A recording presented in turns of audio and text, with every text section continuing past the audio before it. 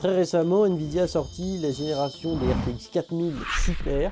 Effectivement, encore une fois, on ne manque pas le refresh. Mais est-ce que ça vaut vraiment le coup de passer là-dessus? Est-ce que Nvidia a enfin révélé tout le potentiel de cette puce? Je vous propose qu'on réponde à cette question avec la Zotac Trinity en version RTX 4070 Ti Super.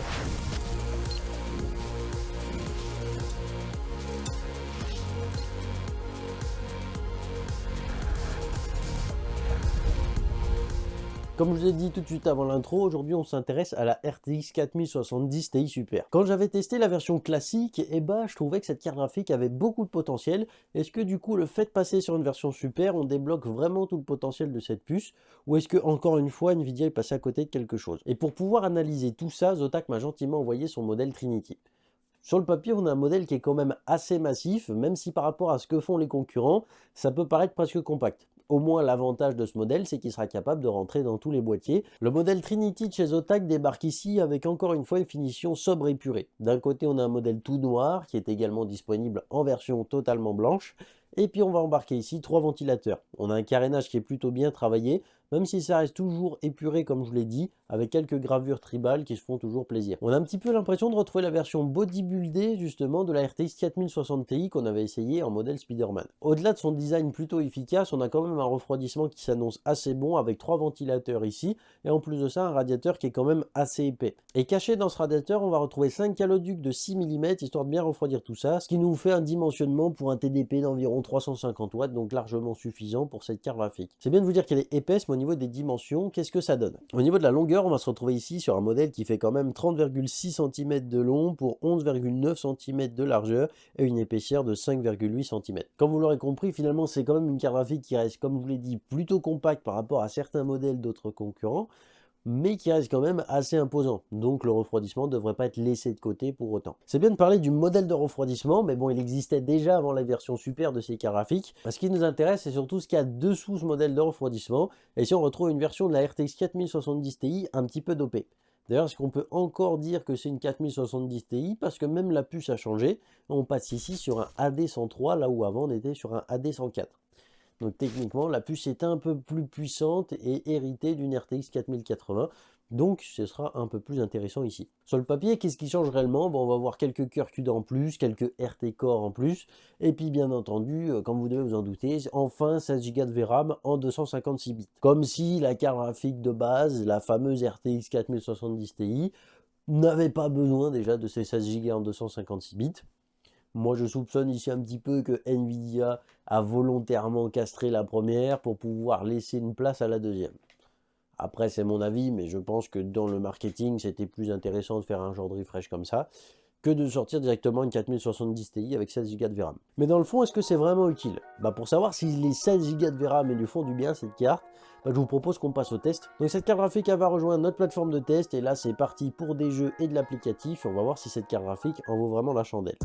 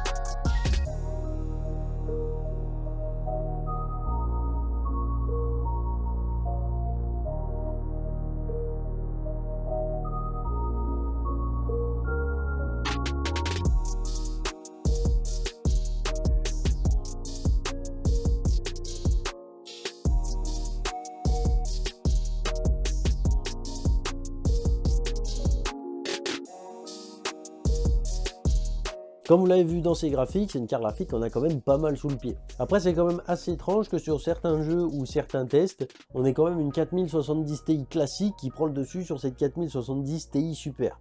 Là, j'ai un petit peu du mal à suivre. Alors, est-ce que le fait que ma plateforme de test ait quelques pannes en ce moment, ça a pu impacter certains de ces tests?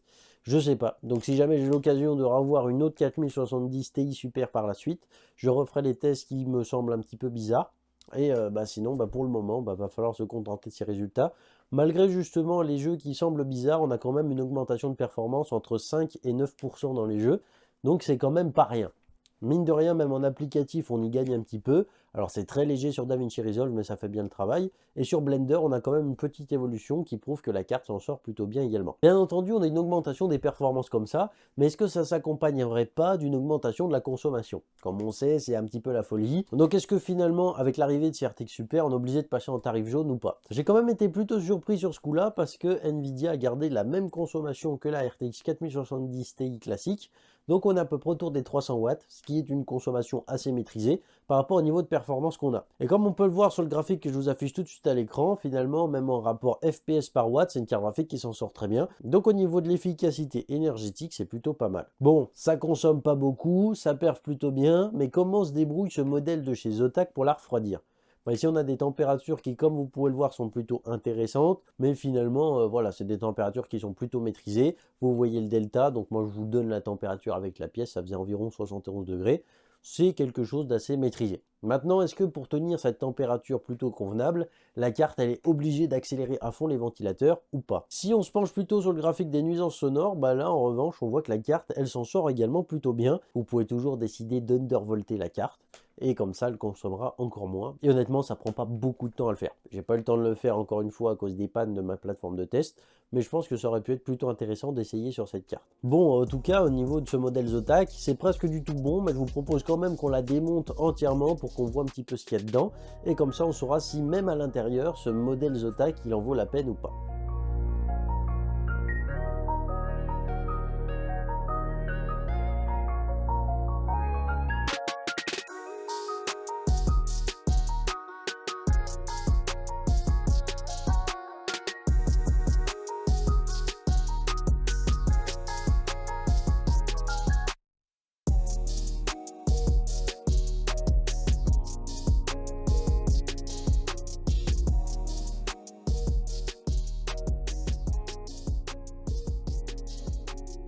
Donc pour faire simple pour le PCB, déjà on voit le nouveau die ici AD103 pour la 4070 Ti Super. On va voir les 16 Go de RAM ici en 8 puces, donc 8 x 2 Go. On retrouve également du coup des puces de chez Micron ici sur ce modèle. En ce qui concerne les étages d'alimentation, c'est assez simple. On voit qu'on n'a pas affaire ici à une carte graphique qui est faite pour l'overclocking, parce qu'ils sont pas super nombreux, quoi. D'ailleurs, pour les modèles plus haut de gamme, ils doivent avoir déjà quelques étages en plus, parce qu'on voit les emplacements vides ici. Donc ça doit être parce que ce PCB, il fait aussi pour la 4080 peut-être. Et si on la retourne, et c'est pareil, quoi, c'est assez simple. Ce qui est assez intéressant, c'est qu'ici on a pas mal de condensateurs de découplage et des résistances, etc. Et en fait, ils ont été isolés. Alors je pense que c'est pour pas être en contact direct avec la backplate. Voilà, comme vous voyez là, il y a l'isolant en noir. Il y a bien les marques d'ailleurs. Donc voilà, ça va dans ce sens-là, ouais, c'est ça. Donc voilà, c'est à peu près tout ce qu'il y a à dire pour ce PCB. Moi, ce qui m'intéresse à la limite un peu plus que ce PCB, c'est le modèle de refroidissement qu'il y a dessus.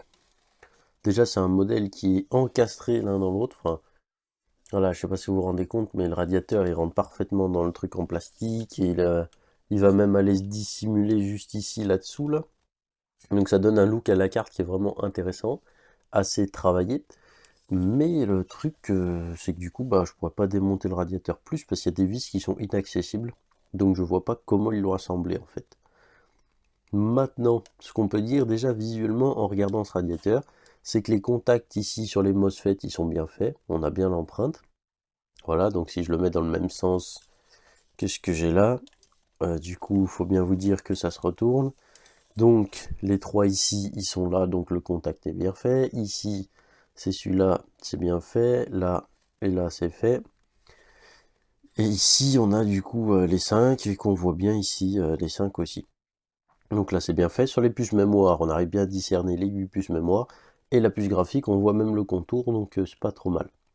Manquerait plus que tu arrives à lire Nvidia dessus et tu sais que le contact était très propre. C'est clairement impossible. En tout cas, du coup, on a une belle plaque ici pour faire un bon contact sur les puces mémoire et la puce, donc ça c'est intéressant. Et en plus de ça, on a quand même 5 caloducs ici, donc c'est des caloducs de 6 mm. Donc là on a un refroidissement qui est à peu près pas taillé pour 350 watts de TDP je pense. Donc c'est un peu dessus de ce que la carte est censée consommer, et ça suffira largement. Comme d'habitude chez Zotac, on va plutôt chercher des designs épurés, comme vous avez pu le voir, donc c'est assez sobre, mais franchement moi j'aime beaucoup, et en plus de ça on a quand même du refroidissement qui est bon derrière quoi. Bon c'est pas la meilleure en refroidissement, parce qu'on a toujours des refroidissements overkill aussi qui sont possibles sur le marché, mais c'est bien refroidi en tout cas, et ça se voit directement sur ce radiateur qui est plutôt bien taillé. Bah, en tout cas c'est une carte avec une conception qui est assez rigide, hein. Comme on peut voir elle se plie même pas, là je force à peine dessus, mais la carte elle est super rigide. Donc c'est cool, parce que ça veut dire qu'elle va bien vieillir, en plus de ça, elle fera pas la banane. On a un bon dissipateur thermique, le radiateur est bien taillé, bien dimensionné. Voilà, ces Zotac, ils ont l'habitude de faire des cartes, ça se voit, ça se sent. Et du coup, ouais, la carte est super rigide. Donc je pense qu'elle devrait très très bien vieillir dans le temps, et ça c'est super cool. Comme vous l'avez vu, ce modèle de chez Zotac, il s'en sort plutôt bien, autant au niveau des performances de refroidissement, qu'au niveau justement de la puce graphique. La puce graphique, je suis assez surpris, elle s'en sort plutôt bien. Mais ce qui va vraiment faire pencher la balance ici, c'est le prix.